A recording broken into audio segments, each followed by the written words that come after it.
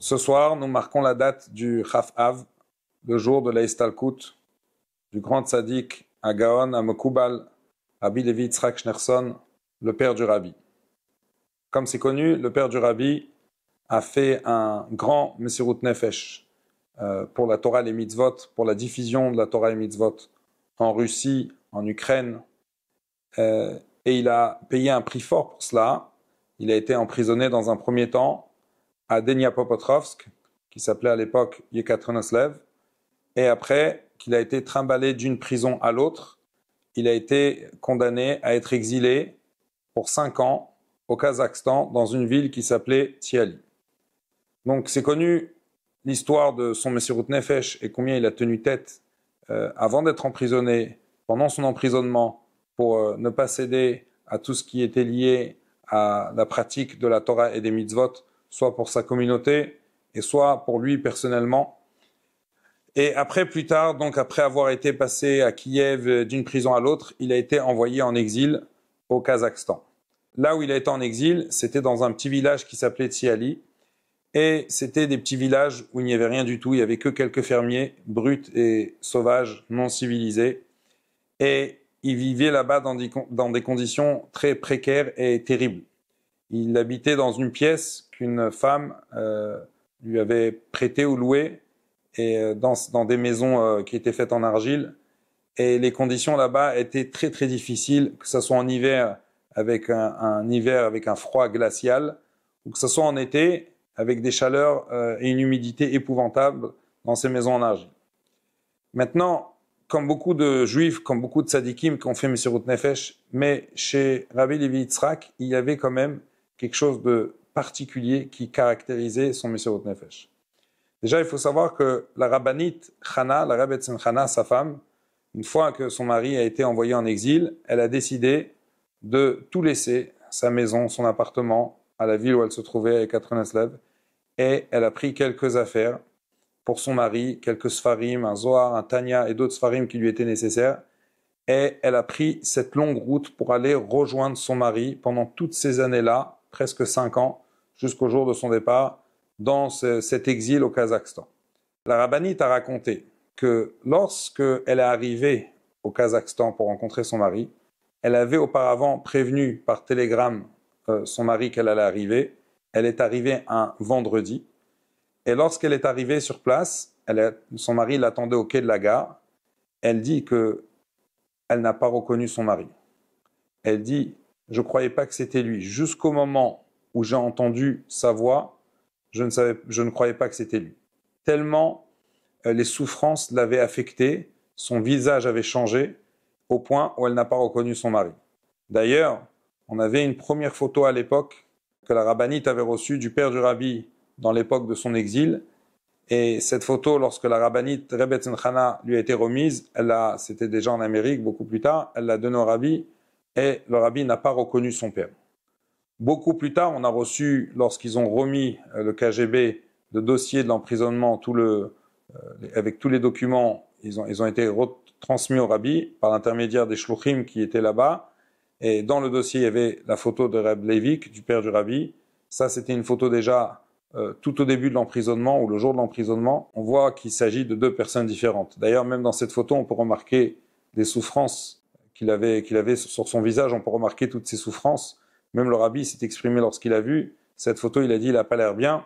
Mais après, plus tard, le Rabbi a permis qu'on diffuse cette photo qui a été un peu arrangée pour qu'elle soit diffusée.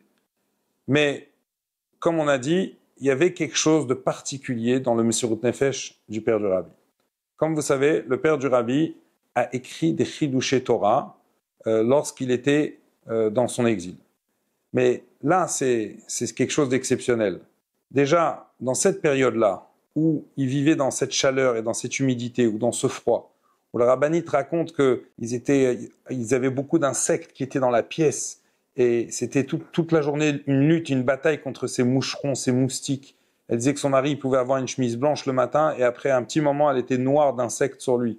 Et le pire de tout ça, c'est que c'était la famine. Ils n'avaient pas de quoi manger. Ils pouvaient passer des journées entières sans manger, plusieurs jours de suite.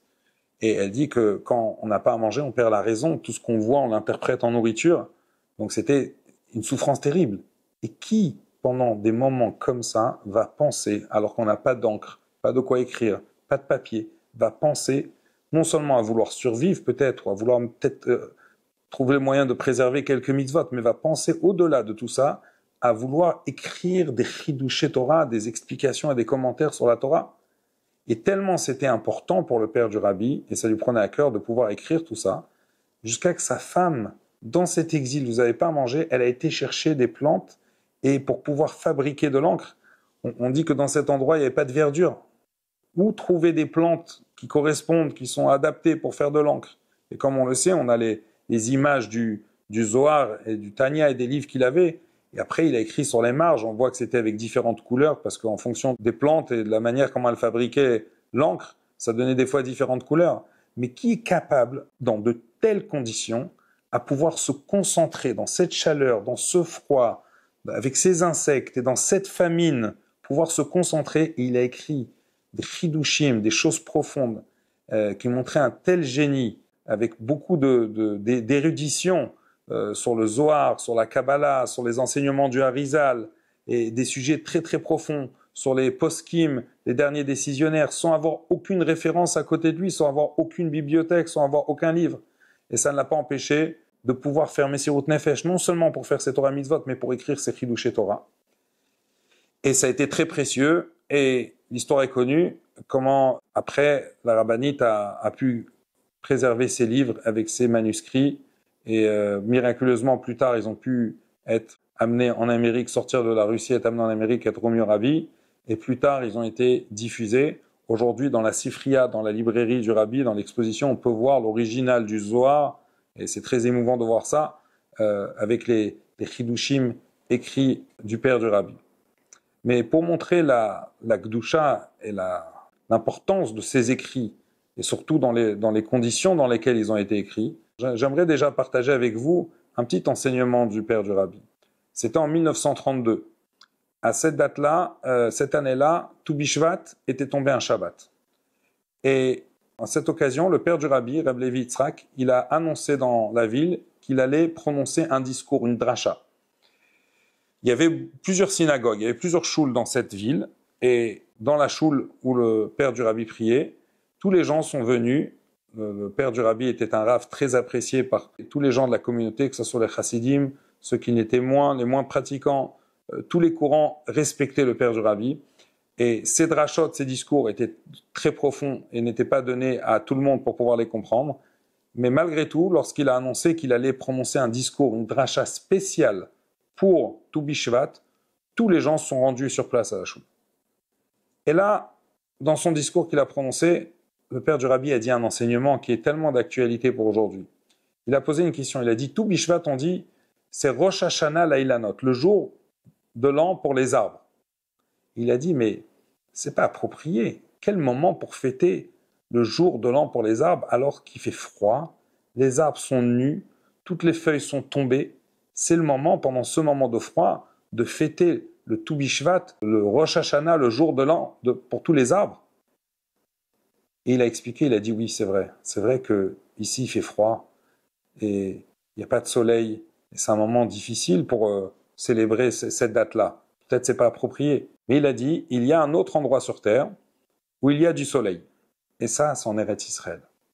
Alors il a dit bien qu'ici il n'y a pas de soleil, il fait froid, c'est difficile, mais quand on célèbre le nouvel an des arbres, le Rosh Hashanah Lailanot ici, on le célèbre avec la conscience qu'il y a un autre endroit qui est le Eretz Israël, l'endroit, la source de tous les Juifs, où là-bas il y a du soleil.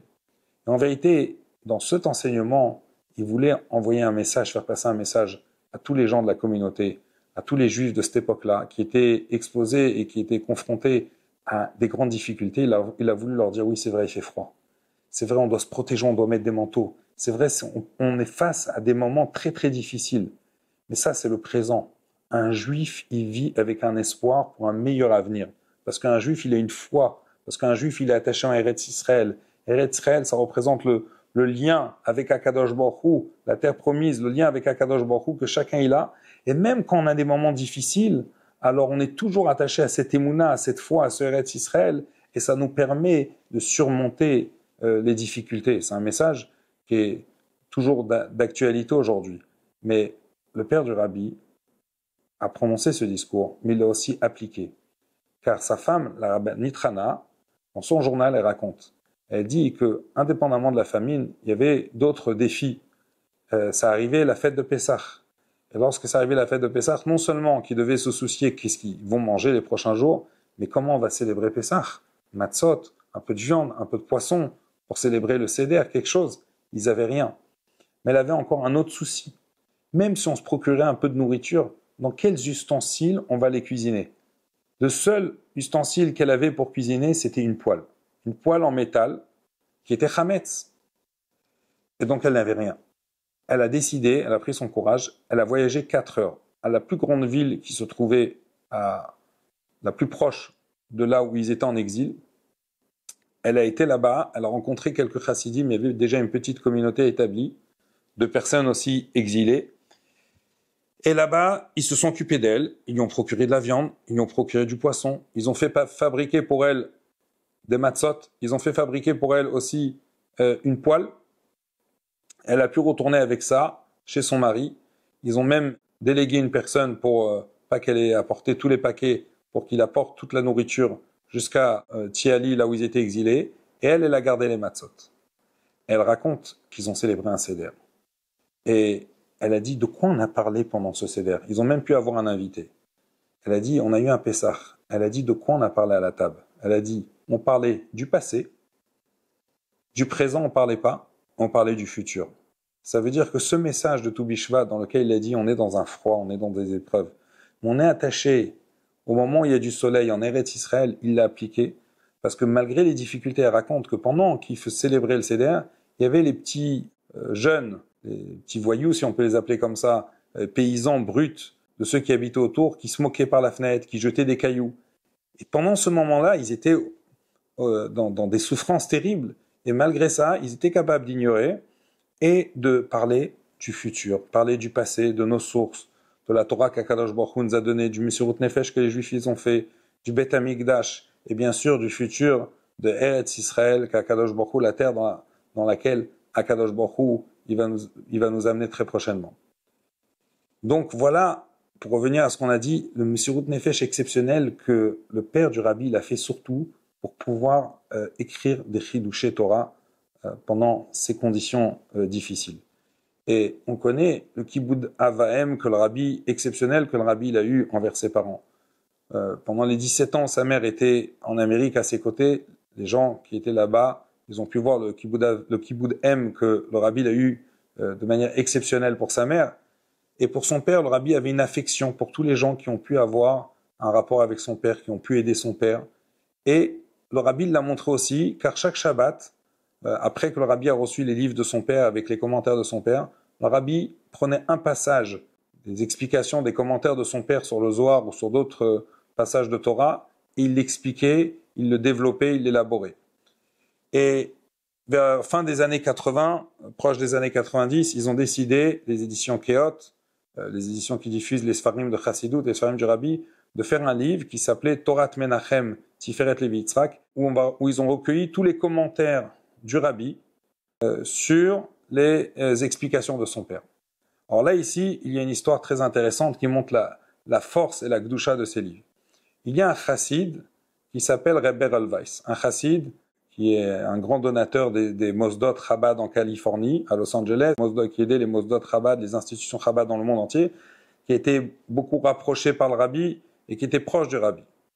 Et lui, une fois, le Rabbi lui a donné un sidour pour un de ses enfants qui avait 3 ans, pour son fils qui s'appelait Moshe Aaron Tzvi. Pour ses 3 ans, il lui a donné un sidour. Lui, il l'a pas remis tout de suite à son fils, il voulait pas que son fils le prenne, l'amène à l'école, etc. Mais aussi parce que lui, il priait pas encore dans le rite, dans le Nusach Chabad, et il voulait pas faire changer le Nusach, le rite à son fils. Mais son fils, il voulait absolument lire dans ce sidour Chabad du Rabbi. Alors, à l'école, il a été au GAN, il était à la maternelle, il a demandé au directeur, je veux un papier, un stylo. Il lui a dit pourquoi? Il lui a dit parce que je vais recopier le texte du Sidour Chabad parce que moi je veux prier dans ce Sidour. Donc il a mis un petit peu en défi son père, qui après lui a remis ce Sidour et qui lui a pu lui permettre de prier dans le Sidour Chabad avec le Sidour que le Rabbi lui a donné. Beaucoup plus tard, quelques années plus tard, lorsqu'ils étaient en audience privée avec le rabbi, le père, Ber Elweis, a raconté cette anecdote au rabbi. Et quand le rabbi a entendu ça, il a dit, plus tard, il imprimera encore beaucoup de livres de Chassidut. C'était une bracha du rabbi. Maintenant, lui, il s'est marié beaucoup plus tard, et quelques années après son mariage, il n'avait toujours pas d'enfant. Et comme malheureusement les gens qui sont dans cette situation, ils ont commencé tout le processus des visites chez les docteurs et des examens qui étaient très éprouvants. Ils ont été encouragés, accompagnés par le rabbi, beaucoup d'interventions chirurgicales et beaucoup de déceptions lorsque ça donnait pas les résultats souhaités. Vers les années 90, ils ont prévu d'éditer le premier livre des commentaires du rabbi sur les explications de son père sur le Zohar. Et lui, il s'est proposé d'être celui qui va sponsoriser les frais de cette diffusion, de cette impression. Et il a mis sa dédicace dans le livre. Et lorsque ça arrivait, lorsque le livre il a été imprimé, c'était autour de la date du 10 Shvat, du Yud Shvat, Tafshin Nun, 5750-1990. Il est passé au dollar chez le rabbi, avec son père, Ber Elweis, et sa femme. Et il montre le livre au rabbi, et à la même occasion, il demande une bracha au rabbi avec sa femme pour pouvoir avoir des enfants. Et à ce moment-là, son père intervient et il dit, vous savez, vous avez dit à l'époque qu'il allait imprimer des livres de Chassidut, et voilà, il a imprimé ce livre. Alors le rabbi, il a dit, j'ai dit des livres. Donc le rabbi lui donne un bracha, un dollar, pour qu'il imprime encore d'autres livres. Et l'année d'après, c'était pendant la fête de Chol HaMoed Sukkot Tafshin Nun Aleph, donc 5751, un peu moins d'un an plus tard. Ça arrivait le moment d'imprimer le deuxième volume de cette série des explications du rabbi Torat Menachem Tiferet Levi Yitzhak, des explications du rabbi sur les commentaires du Zohar de son père. Et là, il a pris sur lui aussi les frais de la diffusion de son livre. Ça s'élevait à la hauteur de $18 000, qui était une somme importante, surtout dans ces années-là. Il y avait une autre personne même qui s'était proposé de financer ça pour plus. Donc lui, il a gardé le privilège, il a même mis la somme qui était le double que l'autre personne avait proposé pour pouvoir garder ce privilège et ce srout et d'accomplir ce que le rabbi lui a dit. Et là, il est arrivé à Sukkot pendant Chol HaMoed chez le rabbi. Et le rabbi distribuait le lekar. Et cette année-là, il y avait eu quelque chose de particulier, c'est que quand le rabbi a distribué le lekar, il était dans un plastique avec $1 qui entourait le lekar. Et le rabbi distribue le lekar, et là il arrive chez le rabbi, il donne ce livre au rabbi. Et là, le rabbi le prend avec un grand sourire, et toujours le rabbi, lorsqu'on lui donnait un livre, il avait l'habitude de dire, on y dit, Shfara Sefer Dafmen Soln, pour un livre on doit payer, comme ça c'est marqué dans les sfarim. Et donc le rabbi donnait toujours au moins $1 de participation pour le livre.